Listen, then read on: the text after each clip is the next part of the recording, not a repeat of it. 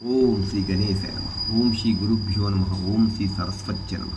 ఓం నమ శివాయ. ఓం నమో నారాయణాయ. ఓం శ్రీ మాత్రే నమ. మంగళవారం ఆ రామభక్త హనుమానికి చాలా ప్రీతికరం ఈరోజు.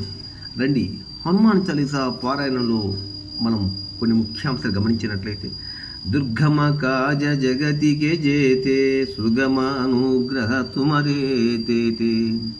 దుర్గమ కాజ జగతికే జేతే సుగమ అనుగ్రహ తుమరే తేతే. ప్రపంచంలో సాధ్యం కాని కార్యమంటూ ఏదైతే ఉంటుందో హనుమా, అది నీ అనుగ్రహం వల్ల సాధ్యమవుతుందయ్యా అని చెప్పడం.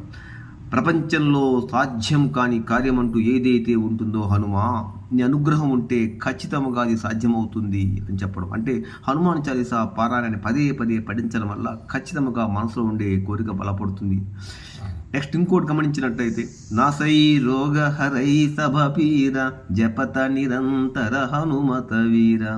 నాసై రోగ హరై సభ పీర జపత నిరంతర హనుమంత వీర. హనుమంతు నిరంతరం గనక ధ్యానిస్తున్నట్లయితే, రామభక్త హనుమాన్ని, అతి బలవంతుణ్ణి, అంజనాగర్భ సంభూతుణ్ణి కనుక నిరంతరము మనం ధ్యానిస్తున్నట్లయితే ఎటువంటి రోగాలు కూడా దరి చేరవు అని అర్థం. చూసారా? కాబట్టి హనుమాన్ చాలీసా పారాయణలో ప్రతి పదము, ప్రతి వాక్యము కూడా చాలా శక్తివంతమైంది. ఈ చాలీసా పారాయణం ప్రతిరోజు కూడా 11 సార్లు మనం పఠించినట్లయితే మీ యోగక్షేమాలను, మీ కుటుంబక్షేమాలంతా కూడా రామభక్త హనుమాన్ చూసుకుంటాడు. ఇది ముమ్మాటికి నిజం. గౌరీ శంకరుడు సాక్షిగా కూడా నిజమని మన పురాణాలు ఘోషిస్తున్నాయి. జై శ్రీరామ్, జై భజన్. లైక్ చేయండి, షేర్ నచ్చితే సబ్స్క్రైబ్ చేయండి.